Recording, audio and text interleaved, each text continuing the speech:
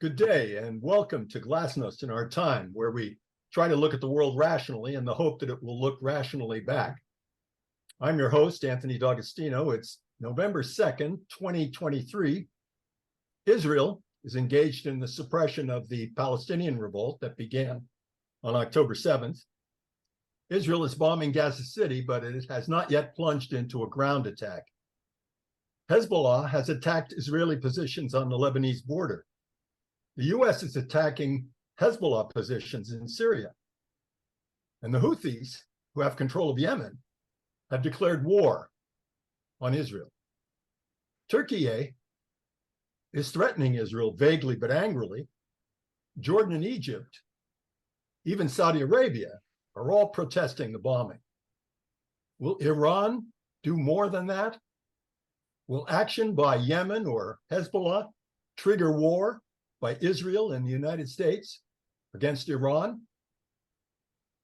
Who will join with Iran in such a war? Russia? We're in a situation like 1914. Who is the Serbia in this situation? Is Iran the Serbia? Is this the outbreak of World War III?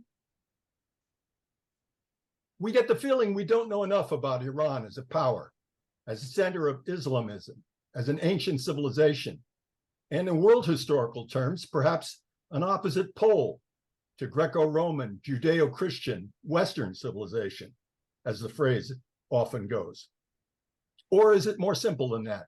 Is Iran simply a victim of Western imperialism, seen in historical terms?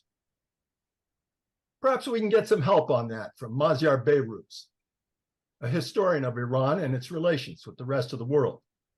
Behrooz has written 2 books and numerous articles on the ideas of Iranian democracy and left movements. Rebels with a Cause, his book of 1999, was translated into Persian and Turkish. He was actually born in Tehran as a native. He's a professor of Middle Eastern history at San Francisco State University. His most recent book is about encounters between Iran and the Western world in the era of the Western Atlantic revolutions. It's called Iran at War: Interactions with the Modern World and the Struggle with Imperial Russia. So welcome to Glasnost, Maziar Behrooz. Thank you, Professor D'Agostino, for inviting me. Your book has a lot of thoughts on big issues, but it's really a history of 2 wars fought by Russia and Iran. So it's very interesting that it shows this fundamental antagonism at the time when Iran was in the making, was being put together under the Qajar dynasty, and its main antagonist, it seems, is Russia. This antagonism between Russia and Iran features very prominently in this thing. And then you put it in a certain phrase. You say, Iran was a piece of the puzzle of the Great Game.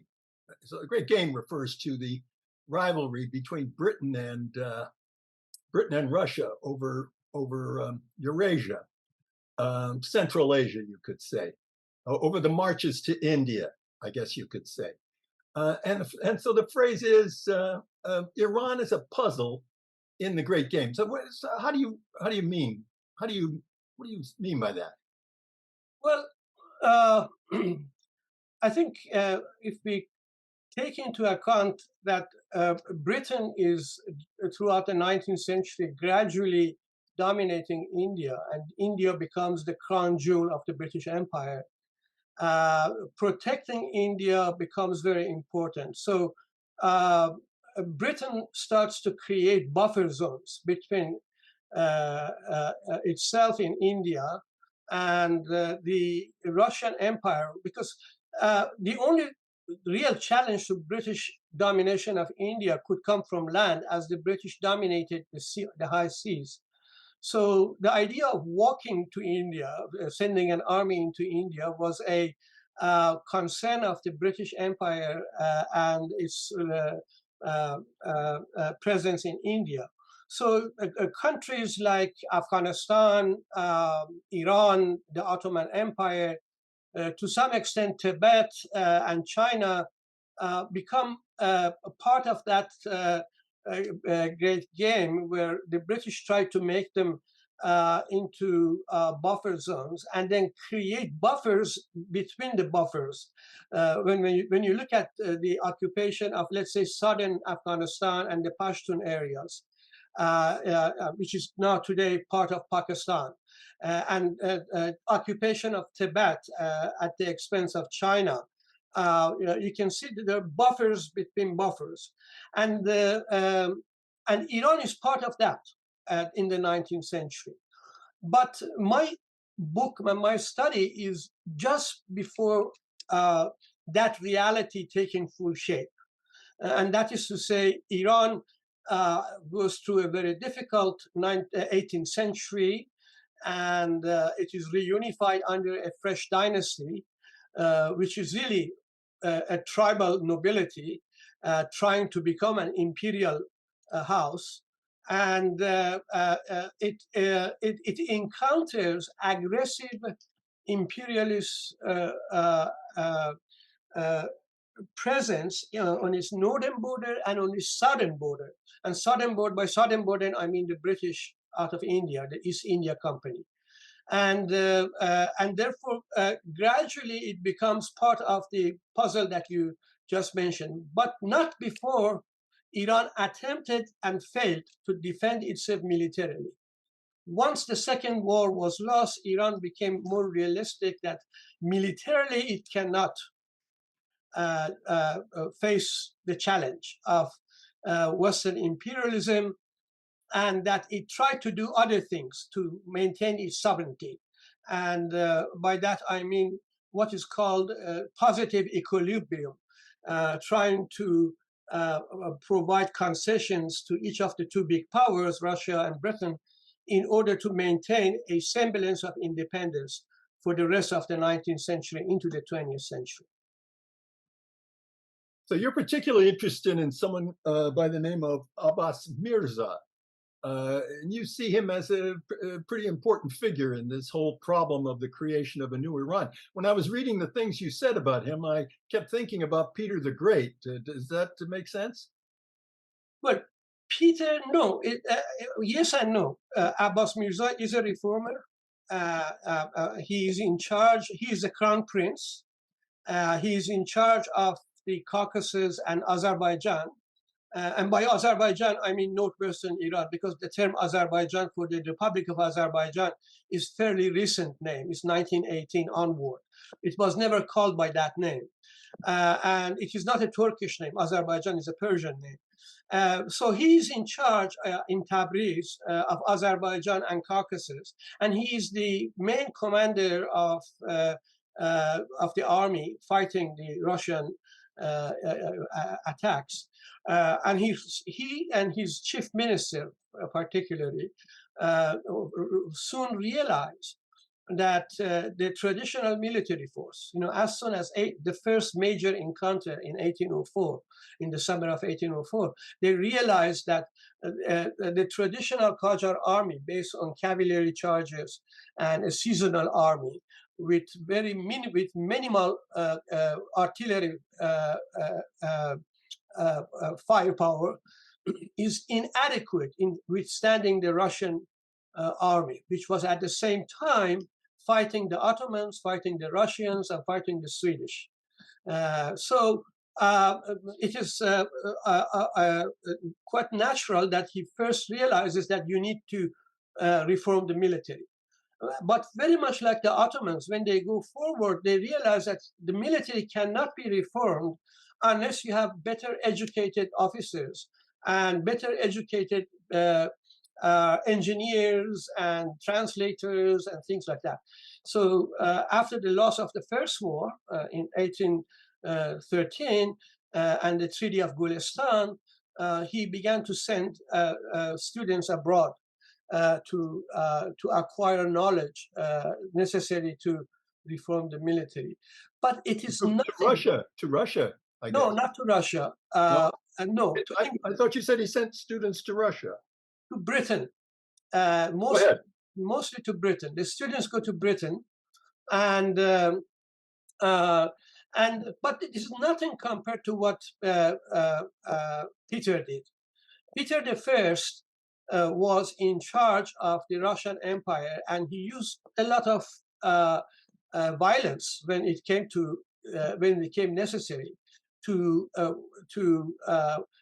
change society, especially the upper classes. Abbas Mirza is not the king. He never became king. He died before his father. So and Iran is much poorer in terms of its economy than Russia is, and so financially it is it doesn't have the resources to reform. So he had to deal with this issue within the context of what was available to him in Azerbaijan, and he had to deal constantly with his royal father in Tehran and with his contentious brothers who wanted to replace him. This is still essentially a tribal dynasty with a lot of tribal habits carried over into the imperial house. And he had to deal with all of this, and he wasn't always successful in dealing with them.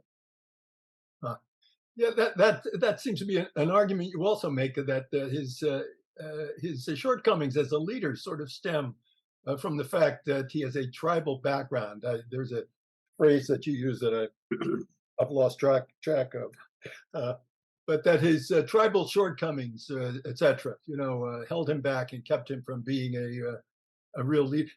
Does the historiography of the period of the Shah and his rule, does it differ from the way you are looking at it? Is it different what? Do the historians writing during the period of the Shah of Iran, is their attitude toward this thing different from the attitude that you take in this book? Well, this period is a bit understudied, and usually historians have focused more on late 19th century Qajar period and early 20th century when Iran had a constitutional revolution.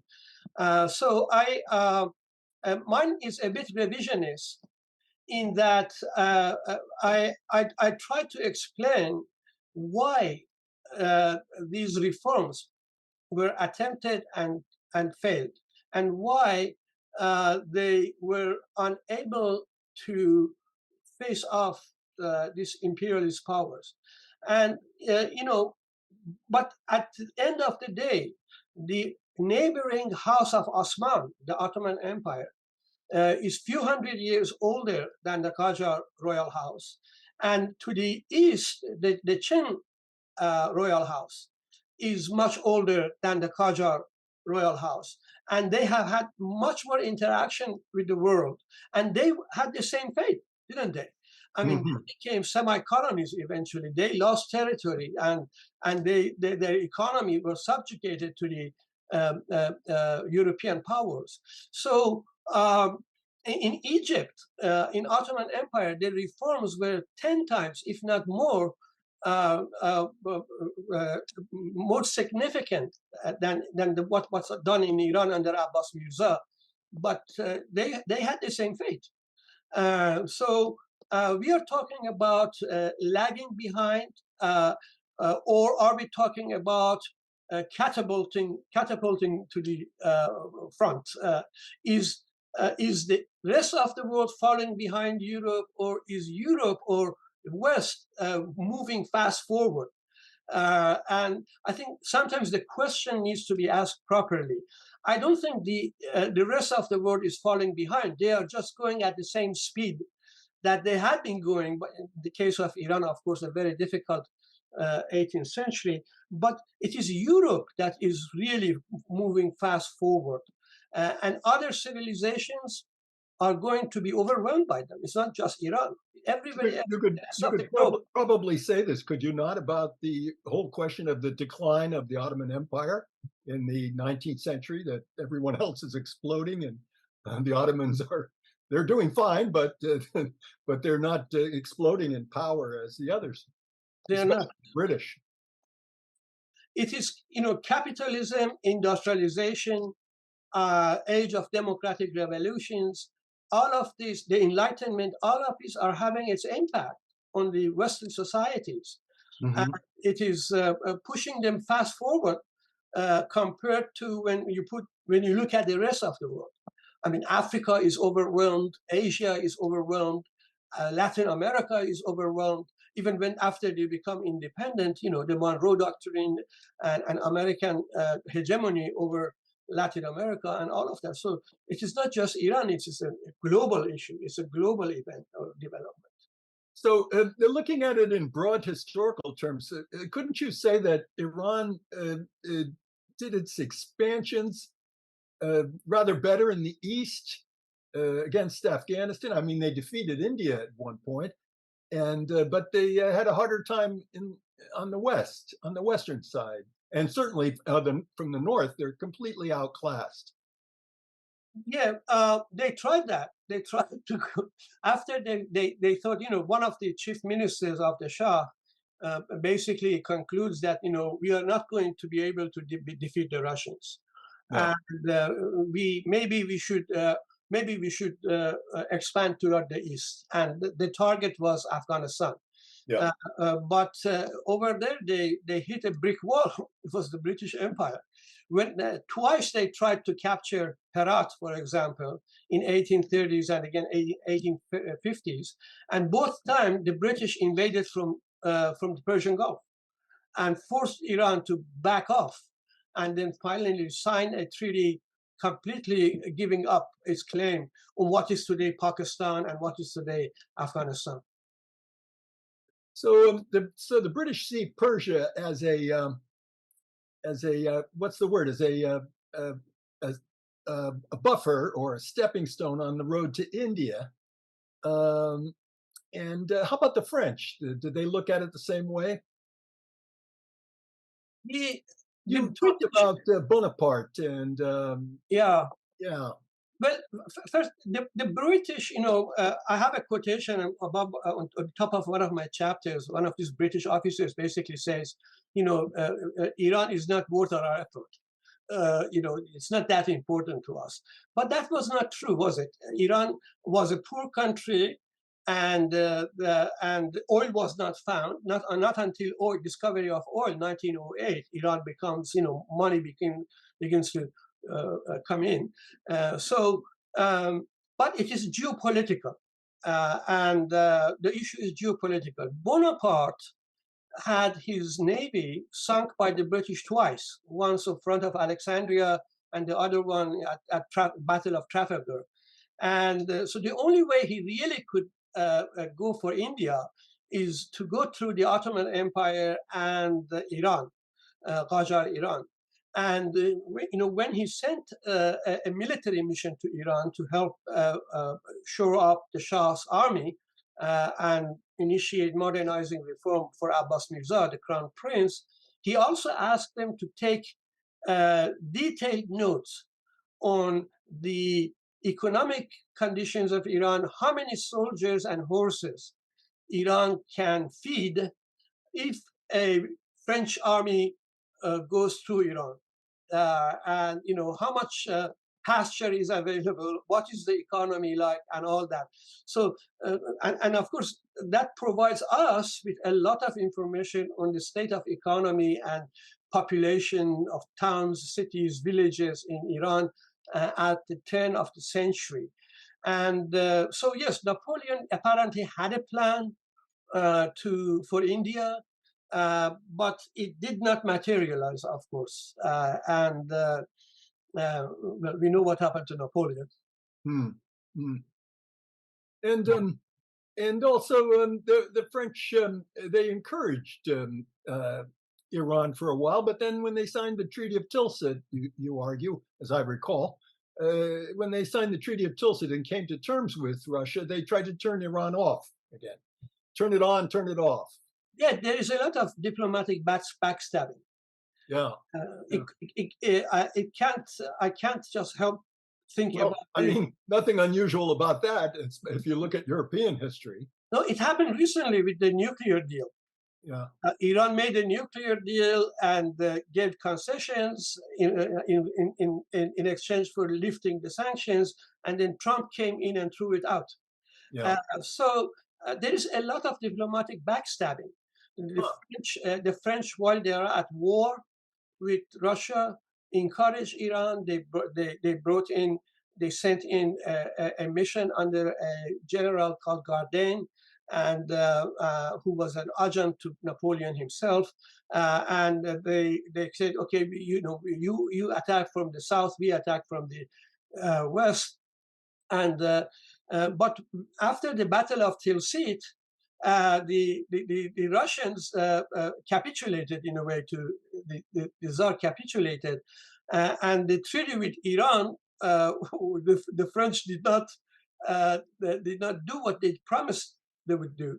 And so the British stepped in. Now the British are enemies of Russia and France after 1807. But then by the time the Russians kept attacking, the British refused to help because they had made their peace. This is after 1812. They had made their peace with Russia, and now they were fighting the French. So you can imagine Iranians, between a hard place and a rock and a hard place, these diplomatic maneuvers, pushing the country to different directions, and they knew very well that they cannot fight the Russian imperial army on their own. They needed help, but that help was not forthcoming. I am reading your remarks about this. I kept thinking about Japan prior to World War II and how everything depended on their analysis of what was going on among the great powers. And if they could get that right, they had the idea that they could do great things. And in the end, they decided that Germany was bound to conquer Russia. So they had to throw in their lot with Germany and attack the United States. Everything depended on their analysis of the rest of the world. Same with Iran, I guess. This is after World War I. Are you talking about? No, I'm talking about just part of World War II. Uh-huh. Yeah, right on the eve, between 1938 or so, 37 or so, and 41. I kept thinking this is the case with Iran. How do they analyze what's going on in the West? Well, you put it in broader terms too. You say that there's an enlightenment, there's a Western revolution. There must have been some kind of cultural impact on Iran. But you say that the ulama, do I say that correctly? The ulama, the priestly class in the Muslim faith, that they generally are for the reforms. They're for the support of the monarchy. They're not how to put it. They're not reactionary in terms of the, how should I put it, the revolutionary atmosphere of the period. Reactionary is not the word, I guess. I would use the word. I would say the following. I think the ulama, this is the Shia Islamic priesthood, were expected the Shah, who's one of titles of protector of Islam, to fight and defend against foreign attack. But that expectation that did not mean that they were in favor of modernizing reforms. They supported the reforms as far as it helped to defend the country, Islam. Yeah. But very much like Ottoman ulama, they were afraid that they were afraid of secularism. They were afraid of modern reforms will bring in with it other aspects that were not to their liking. But that comes later in the century. During this period, I cover it from the unification of Iran in 1796 all the way to 1834 when Fath Ali Shah passes away. And during this period, the imperial court And the Crown Prince's court actually courted the ulama, because how would they bring the public opinion behind the cause? In that, there's no internet, there's no television or radio. How do you bring the public opinion behind the cause? Well, through the pulpit. And they courted the ulama to issue fatwas or decrees defending the cause, and they usually did that. And they did not, I could not find any major opposition to the modernizing reforms of the Crown Prince during this period. What I could find was the competition between the Crown Prince and his very many brothers who tried to sabotage him and his reforms. And they would use elements of his reforms to attack him. So during this period, this is the period of the French Revolution, of course, the era of revolutions, as you say, and the Enlightenment. But that also involves a revolution in thought among intellectuals. It's critical of religion. Voltaire said, "Écraser l'infâme," crush the infamous thing. Crush Christianity. We have to have a secular, or at any rate, if there isn't any kind of anti-clerical perspective, there should be some kind of perspective of a reform Christianity, one that is in keeping with modern times and more enlightened form of Christianity. You get any traces of that?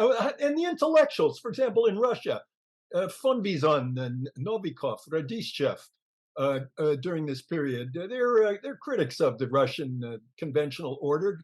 Catherine the Great had them in prison, and when she died, the Tsar Paul, one of the first things he did was to let them all out of prison. He was a liberal, a reformer. Isn't there a kind of a reforming perspective in Iran vis-a-vis religion? No. Doesn't exist. They had limited understanding of what was happening in Europe. For the Qajar court to have to understand what was confusing to Europeans themselves. The French Revolution is confusing to Europeans themselves. What these people are saying, there is the great creator, Robespierre, and That's right. So for them to have a minimal understanding of what is going on in Europe, they had to have permanent ambassadors in the main capitals, in Paris, in London, in St. Petersburg, but they didn't. And the Qajar court is just right in the middle of metamorphosis from a tribal nobility to an imperial dynasty. And the Qajars are Turks. They speak Turkic language, and they are supported by a Persian-speaking bureaucratic class, which had been giving the same services for centuries. But none of them are familiar with European languages. Mm.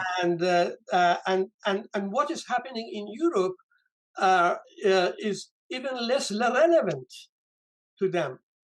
For example, let me give you one example. The Shah at the time, the father of Abbas Mirza, hears from an Armenian who had come from the Ottoman Empire that there is this conqueror in Europe called Bonaparte that is a military genius and he's winning all these wars. So he decides to write a letter to Bonaparte as his royal brother, and tells Bonaparte, why don't you savagely attack Russia from the west, and we will attack it from the south, and we will meet halfway, and we will defeat the Russians.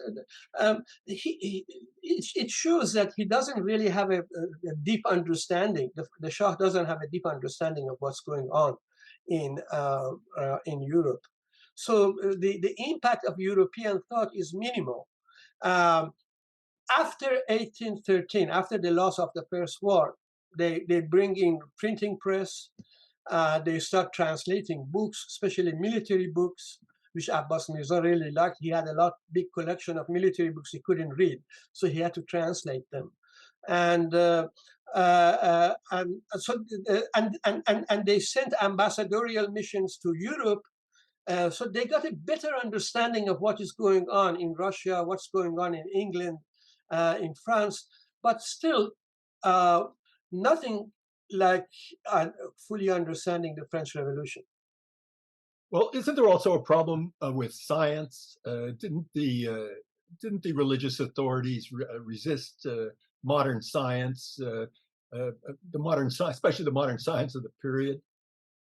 Yeah, modern sciences are, we're talking about industrial revolution at a very early stage here. We're, Yeah. Between So late 18th century. we're not talking about Darwin yet in your scope. You're talking about? I'm not talking about Darwin. So the origin of species appeared. No, let me give you an example. The British brought a device that could produce electricity. They turned it and they could produce electricity and give an electric shock. The Iranians had this dervish, this a mystical man who claimed divine power, and who claimed, and they said he can withstand your electric shock. So the British basically gave him a shock, and he was shot against the wall. They threw it up and passed out.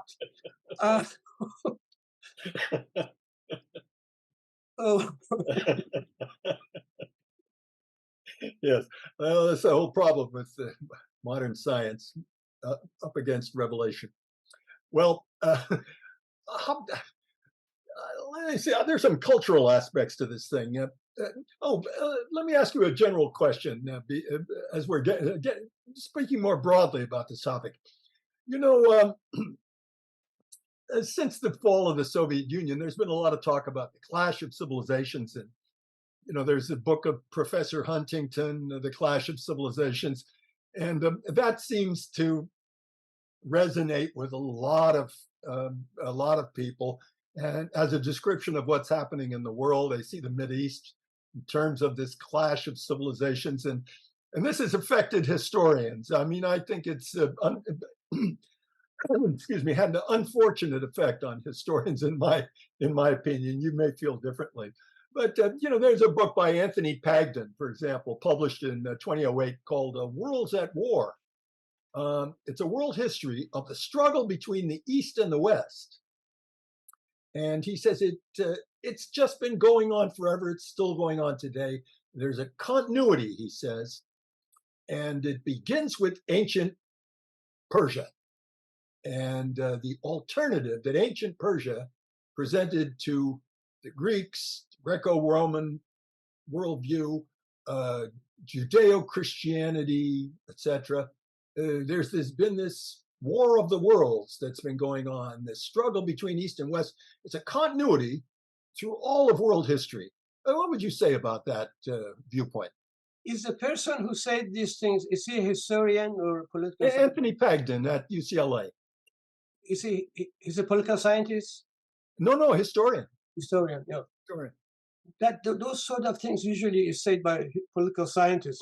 Yes. Rather than historian. I know. So I don't believe that. I think the struggle is between modernity and tradition more than East and West. Because in each of these countries, in Iran particularly, for example, today, there is a modern segment of society that is very much at home in Tehran or London or Paris.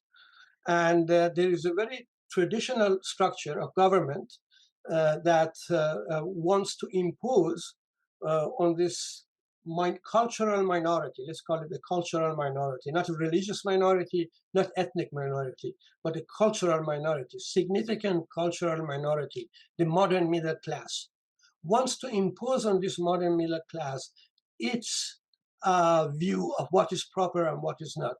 And the best area you see this is the issue of veil, forced veil or mandatory veil for women. Modern middle class women are resisting the veil, and the government wants to force the veil.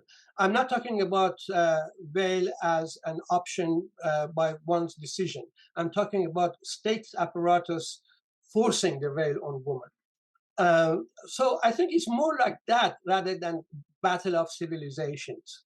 You know, East also includes India, and India is kind of a democracy. At least before Modi, it was. I'm not sure where it stands today. Bangladesh is very much democratic by any standard in terms of election and freedom of press and things like that. So it is difficult for me to accept this continuity of East versus the West hypothesis.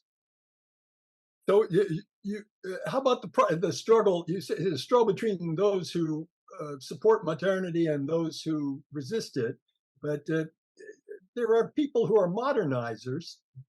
In fact, that's something I've run across with Russia. Modernizers who do not want to modernize in any way except in that which makes the country stronger. That is to say, they want modernization without westernization. So would you say that that kind of characterizes Yes. Iran as well? In Iran, it is called West-toxication rather than westernization. West-toxification. West-toxification, I'm sorry. And it is,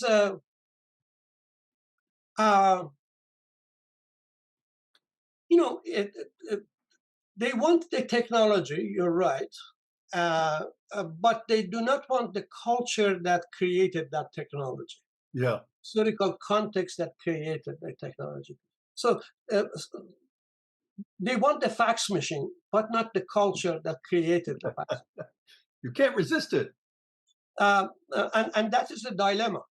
Yeah. That is a problem.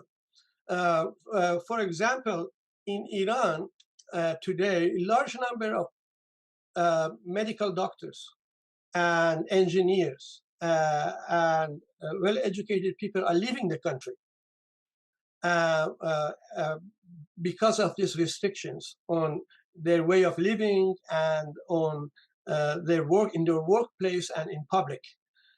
So I guess what I'm saying is that that attitude does exist. I agree with you.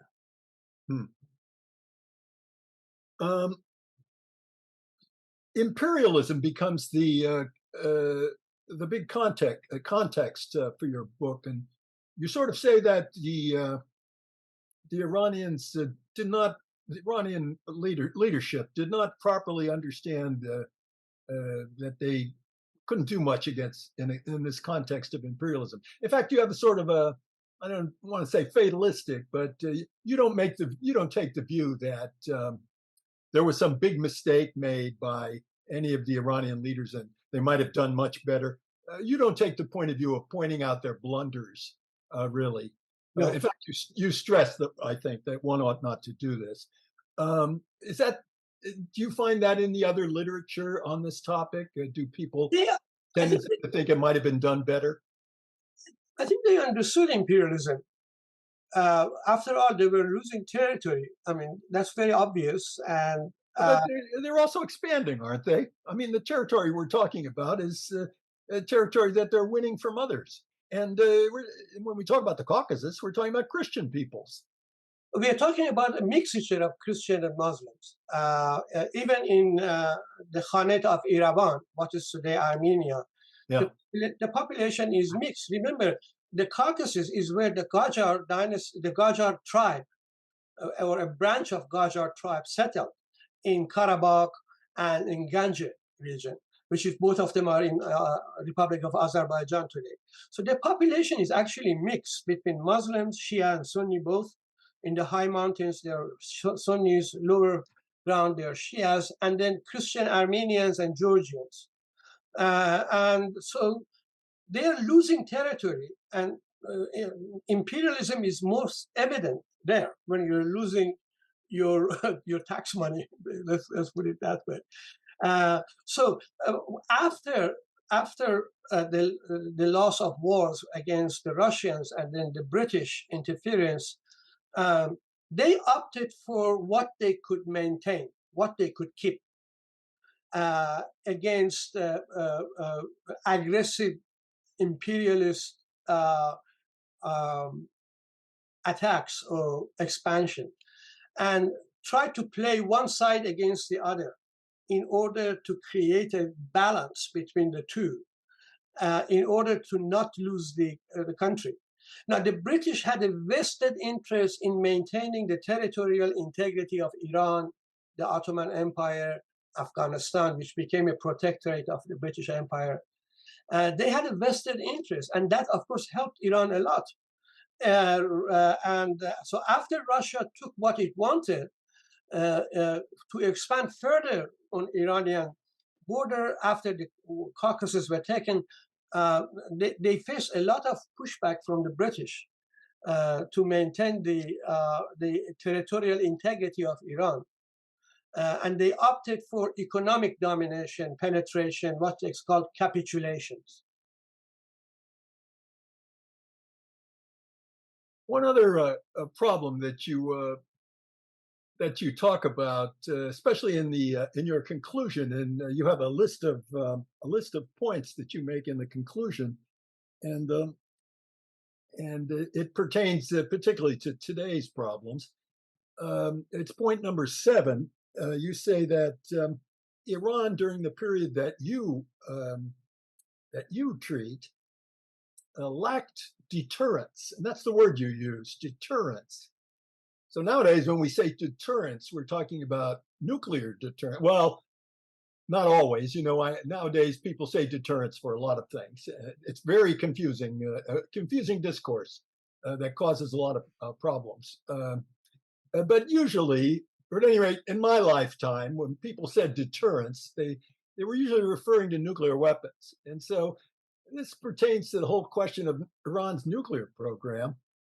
Can the world, you think, live with Iranian deterrence, nuclear deterrence? They are living with North Korean nuclear deterrence. So you think that Iran and North Korea, that'll be kind of a model for the future? No, but I think the Iranian leaders, after the war with Iraq and the way the Western powers, especially the US and Europeans, gave cover to Saddam Hussein when he used chemical weapons against Iran. They gave it technology, money, and then diplomatic cover. They came to the conclusion, and I think this goes back historically to the wars that I'm talking about, that we need to have some sort of deterrence against somebody who wants to attack the territory of the country. Yeah, there's the case of Gaddafi giving up his nuclear program, I guess. Exactly. So how do you do that? Iran's missile and drone technology is a little bit, can provide some deterrence. If Iran can bite back, not like a tiger, but like a badger, then that is some deterrence. And then if Iran can have a nuclear knowledge and infrastructure, these are the ones that Israel attacks mostly. They assassinate Iranian scientists or university professors, or they blow up infrastructure in Iran. If Iran can have the infrastructure and knowledge, which is really 70 years old, then they can go to the edge of making a nuclear bomb, but not make it at all. So that would, in exchange, you can see in negotiations that they are using that card. We will put our nuclear industry, under the supervision of IAEA, the United Nations, in return for lifting of sanctions. So they are using that as a bargaining chip rather than going all the way and making the nuclear bomb, it seems. One hopes that this whole thing can be arranged diplomatically, one way or the other, to the satisfaction of all the contending parties, including us. And Absolutely. and of course even you and I would probably define the problem a little bit differently. I would probably define it in terms of Iran as a revisionist power. I'd like to get your opinion about that in a minute. Uh, Iran is a revisionist power that supports various other non-state actors um, and gives them a lot of technology, or at any rate makes possible, or aids their development of a lot of very meaningful military technology. And I'm thinking about the Houthis now and Hezbollah and etc. And they put Iran in a position where they can get Iran into all sorts of trouble. They can open up questions that Iran can't answer, it strikes me. Uh, isn't there some sense of the need for restraint of these elements? Well, after 9/11, the US has done the greatest favor to Islamic Republic by knocking down two of its biggest enemies, right? Afghanistan, the Taliban, and To be sure, to be Saddam. sure.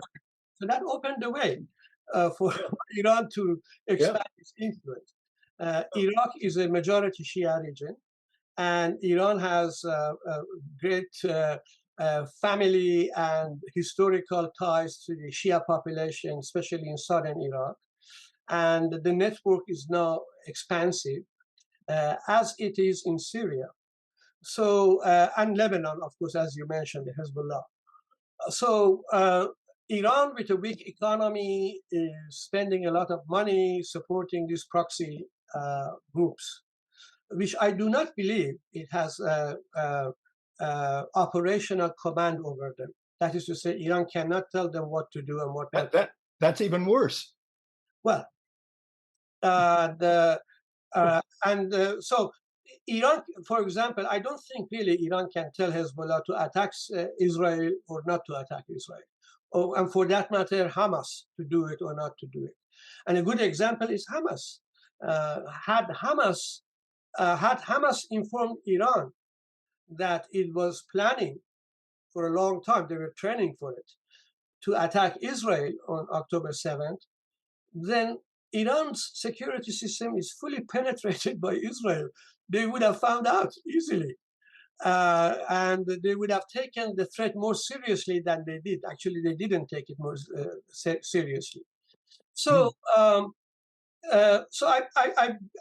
believe Iran is trying to influence, of course, as I think every state does that in a way, depending on their capabilities. The US does that, Israel does that, the Abrahamian Accord, the United States alliances it has. So Iran is having its own regional alliances with the Shia population in the region. And even beyond that, Hamas is not Shia. Hamas is a Muslim Brotherhood, is ideologically very different than Iran, but nevertheless, because of the common threat and enemy, they have come very close to each other. So in that sense, Iran is projecting power. I guess that's the word that is used usually, projecting power. But its resources, its technology we must understand is very limited. Yes, its missile and drone technology is significant. All the worse when you consider all of the trouble that Yemen, for example, and Hezbollah can get Iran into. Well, Yemen is essentially a civil war, which neighboring Yes, countries. but the Yemenis are throwing rockets at Israel right now. In the direction of Israel, none of them reached. Yes, it is. We don't know whether they're landing or not, or where they're landing. Yes. And that's the other thing. The United States has two carriers in the region, and suppose the Yemenis get an idea in their heads to throw a rocket at those carriers. What does that mean for Iran? Well, it means more isolation, of course, continued as isolation. So on one hand, Iran it seems to me, is trying to expand its influence in the region, and on the other hand, is trying to use the nuclear issue and the nuclear technology as a bargaining chip to lift the sanctions. The Americans are worried about first and most foremost the nuclear issue, But secondarily, they are concerned about this expansion of influence, which also impacts Israel. So this is a very complicated puzzle, isn't it? To say the least. And, Yeah. and the best way to do this, I thought always, was to sit down and talk. And that Iranians did. I mean, that was a very significant step Iran took, to have its foreign minister sit with the American foreign minister and hammer out a kind of a agreement with each other, which then Trump threw out into the garbage can. And so that path would have made it possible for them to sit down and talk. Let me just say this. I think the more Iran is engaged by the West, the more Iran is benefiting from that engagement, the more Iran will become responsive to West's requests, demands, and pressure. An example, Iranians would not let women into soccer stadiums. The FIFA, the World Federation, pushed Iran that you need to open these stadiums to women or else, i.e. boycott or something like that. And after a lot of struggle, push and shove, conservatives said, no, women can't go in because, soccer stadiums are a very peculiar atmosphere, a lot of cursing words, and you don't want too many families to go in there. But at any rate, and they had objections over women sitting in a stadium, whatever. But gradually, because of the pressure of FIFA, they are letting women in, because they don't want their international soccer team to be isolated from international events, to be thrown out of international events. So the more Iran is engaged, the more responsive it becomes. The less it is engaged and pushed into the corner, the more it goes toward China, toward Russia, which are proving to be more reliable than any Western power. The Europeans guaranteed the nuclear agreement, but when the US reimposed the sanctions, they didn't do much for it. Imagine how that is taken in the leadership in the Islamic Republic. The supreme leader has said time and again, we can't trust them. And they make agreements and they go against it. And you see the same thing in early Maziar period. The Europeans made agreements, they signed agreements, and then when the point came, they pulled back and left Iran alone. So that psychology, I think, is there. And I think the only way you can really deal with this is to sit down and talk and negotiate and see what we can give and what we can take. I can't see any way around it. Maybe a war. You don't want to have war. Well, it's hard to improve on that note that you've just struck. That's a very encouraging note, and this is a fascinating discussion. In fact, we could go on for hours on this topic, and I can think of nobody that I'd rather go on for hours about this than Maziar Behrooz. So thanks very much to Maziar Behrooz for an illuminating, to say the least, an illuminating discussion. And goodbye until next time, when we will continue to ask the question, after we've tried everything else, why don't we try thinking about it?